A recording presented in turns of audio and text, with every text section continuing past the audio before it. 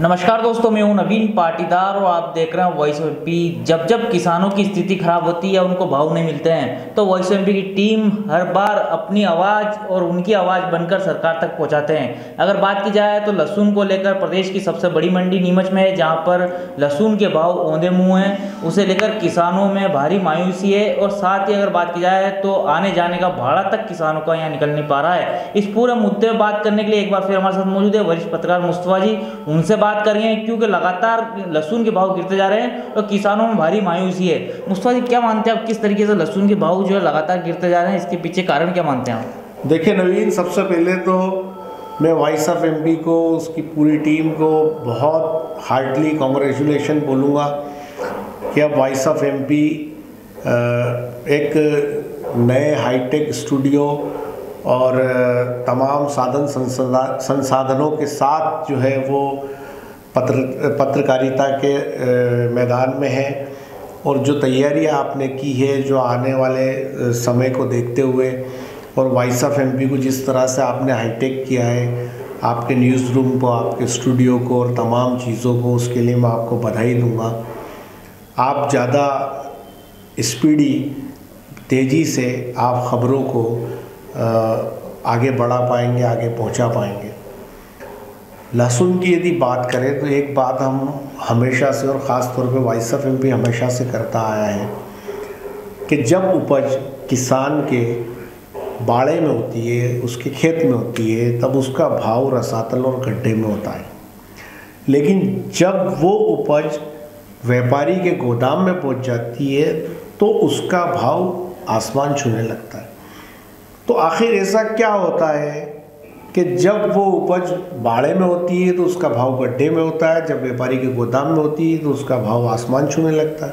इसमें क्या जादू होता है, क्या करिश्मा होता है? आज मुझे जर्नलिज्म में करीब 32 साल हो गए हैं। 32 साल से मैं इस पे रिपोर्टिंग करता रहा हूँ।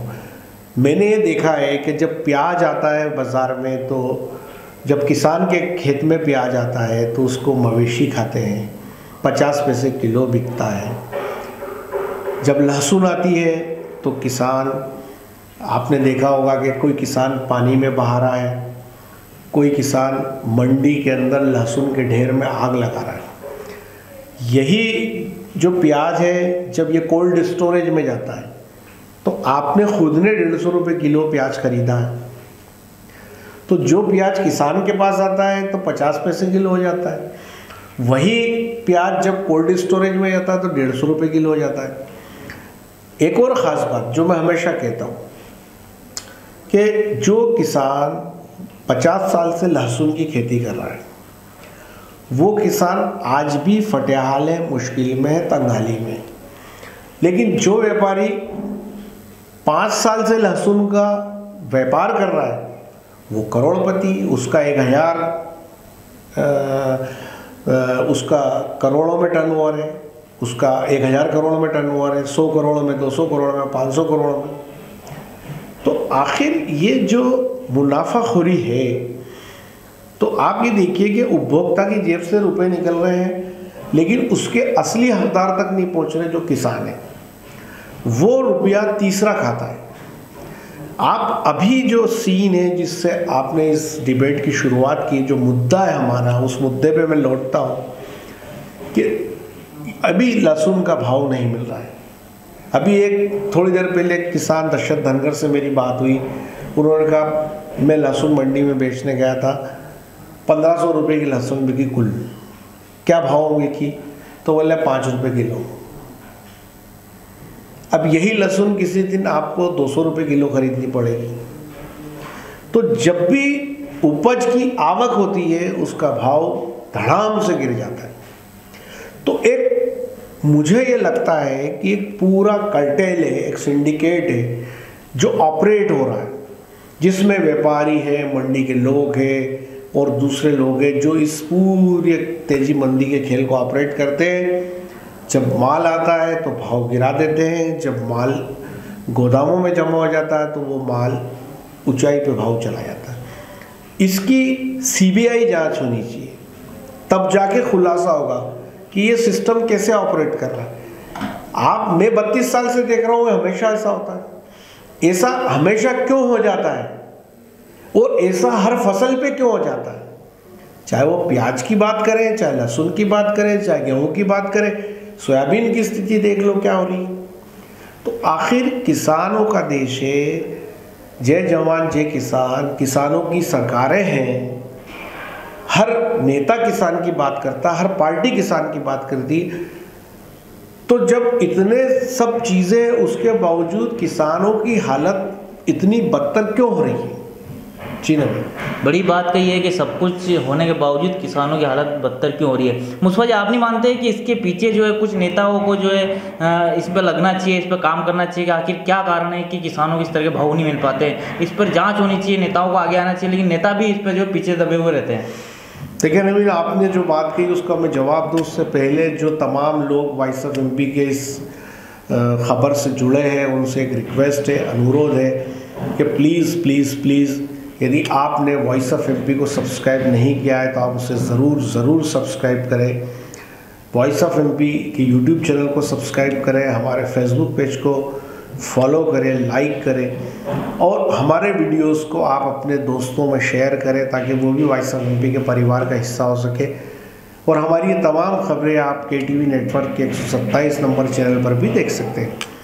देखिए नवीन, जो बात आपने कही है वो बहुत महत्वपूर्ण बात है, लेकिन मैं आपसे ये कहना चाहूँगा कि आप किन नेताओं से उम्मीद कर रहे हैं? जो नेता इस देश में 70 सालों से शासन कर रहे हैं, पार्टी पॉलिटिक्स कर रहे हैं, क्या उनसे ये स्थितियाँ छुपी हुई नहीं है? ये दिखावटी, एक दल जब सरकार में होता है तो दूसरा दिखावटी करता है, दूसरा दल सरकार में आता है तो तीसरा दिखावटी करता है। रिजल्ट ओरिएंटेड काम यदि ये नेता, ये पार्टियाँ कर रही होती तो किसान दुखियारा नहीं होता, किसान परेशान हाल नहीं होता। आप ये बताएं कि एक किसान मंडी के अंदर लहसुन की जो बेचने के लिए जो लाया है उस ढेर में आग लगा देता है और वो कहता है कि मुझे इसके भाव नहीं मिल रहे इसलिए मैं आग लगा रहा हूँ। एक किसान 40 किलो लहसुन वो पानी में बहा देता है, वो कहता भाव नहीं मिल रहे, मैं कहाँ बेरूँगा, पानी में बहा रहा हूँ। तो ये तमाम चीज़ें क्या सरकारों की आँख नहीं खोलती? पर चूंकि नेता इस सिंडिकेट का हिस्सा है, जो नेता सरकार में बैठे होते हैं वो इस सिंडिकेट का हिस्सा होते हैं, चाहे वो किसी भी दल का। आज जिस तरह का सिंडिकेट इस मंडी में ऑपरेट कर रहा है, जो देश की सबसे बड़ी लहसुन की मंडी है नीमच, यहाँ पे 200-300 किलोमीटर दूर से लहसुन का किसान इस उम्मीद में आता है कि उसको अनाज के, उसकी उपज के, उसकी लहसुन के बम्पर दाम मिलेंगे। लेकिन आप ये देखिए कि वो दाम तो नहीं मिल रहे, उल्टा कड़ाके की ठंड में किसान जान गंवा देता है, मर जाता है और कहीं कोई हलचल नहीं होती। तो ये पूरा एक सिस्टम है जिसके तहत तेजड़िए काम कर रहे हैं, जिसके तहत मंडी के तमाम लोग, जो मंडी के कारिंदे, कर्मचारी, वो सब शामिल हैं। और सरकारें राज्य के स्तर पे समर्थन मूल्य की बातें करती, ये करती। कभी अपनी मंडियों में सरकारों ने इस बात के लिए अफसरों को पाबंद नहीं किया कि देखिए जिन जिन्सों का जो मूल्य है इससे कम में नीलामी नहीं होनी चाहिए, गठजोड़ बना के नीलामी नहीं होनी चाहिए। एक ढेर पे व्यापारी पहुँचते हैं, 1 2 बोली 1 2 3, एक बोली 1 2 3। हमने कितनी बार देखा कि जो नंबर 1 डॉलर माल है किसान का, वो पौने दाम में 1 2 3 कर देते थे। और ये तेजड़ियों मंदड़ियों के हाथ का खेल है, वो उसके दाम ऊपर आने ही नहीं देते। तो ये पूरा कार्टेल है, एक पूरा सिंडिकेट है। नेताओं से ज़्यादा उम्मीद नहीं की जा सकती है। किसानों को जागना पड़ेगा, अपने हक की लड़ाई लड़नी पड़ेगी। और हमेशा मैं कहता हूँ कि किसान जो अलग अलग धड़ों में बटा है, उन किसानों को एक होना पड़ेगा, एक जाज़म पे आना पड़ेगा, पार्टी पॉलिटिक्स छोड़नी पड़ेगी और अपने हक की आवाज़ उठानी पड़ेगी। यदि 5 रुपये किलो लहसुन कैसे बिक सकता है? आप ये देखिए कि यही लहसुन अब्रॉड में उसकी कीमत क्या है, 2000 और 3000 रुपये किलो लहसुन मिल रहा है विदेशों में। और जहाँ पैदा हो रहा है वहाँ 5 रुपये किलो में फेंका रहा है कोई मिलने के लिए। आज वर्ल्ड के अंदर लहसुन के कितने प्रोडक्ट बनते हैं, कितनी हार्ट की दवाएं बन रही है, पूरी दुनिया में लहसुन की मांग है। और आप जो भारत की सबसे बड़ी लहसुन मंडी, वहाँ उसका भाव नहीं। तो आखिर क्यों नहीं है, इसकी पड़ताल क्यों नहीं हो रही? और यदि नहीं हो रही है तो किसान क्यों मुखर नहीं हो रहा? किसान क्यों कान नहीं खींच रहा नेताओं के? क्यों सवाल नहीं कर रहा कि आखिर हमारी जिन्सों का भाव हमें क्यों नहीं मिल रहा है? और जब तक किसान सवाल नहीं करेगा, जब तक किसान आवाज़ नहीं उठाएगा, जब तक किसान बात नहीं करेगा, तब तक कुछ भी नहीं होने वाला। नवीन मुस्तफा जी, आप नहीं मानते आने वाला वक्त विधानसभा चुनाव का, ऐसे में सरकार अगर ऐसे भाव गिरते रहे उपजों के, तो क्या किसान नाराज होकर क्या खिलाफ हो सकता है? देखिए नवीन, सब इस समय एक बहुत ख़ास बात है कि यदि कार्य के एनालिसिस पे वोट पड़ते हैं, यदि काम के आकलन पे वोट पड़ते हैं, तो हर चीज़ का नापाई सुद्धा हिसाब होगा।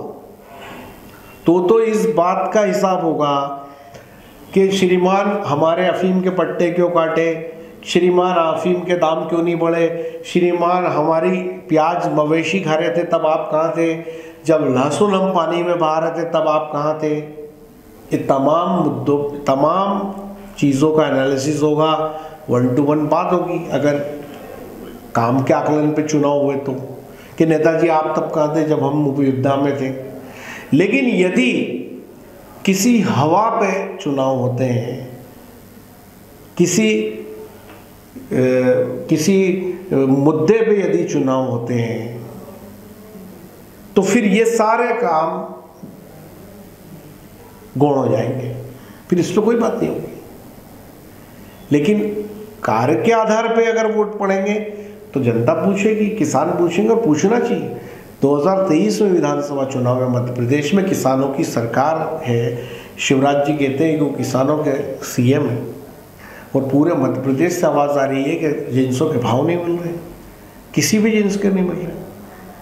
तो लेकिन जब चुनाव आएंगे तब किसानों को ये बात याद रहनी चाहिए कि वो खाद के लिए भटक रहे थे, ब्लैक में खरीद रहे थे, डंडे बरसाए गए, विधायक ने दुकान का शटर तोड़ के खाद की दुकान से खाद निकाल के दिया।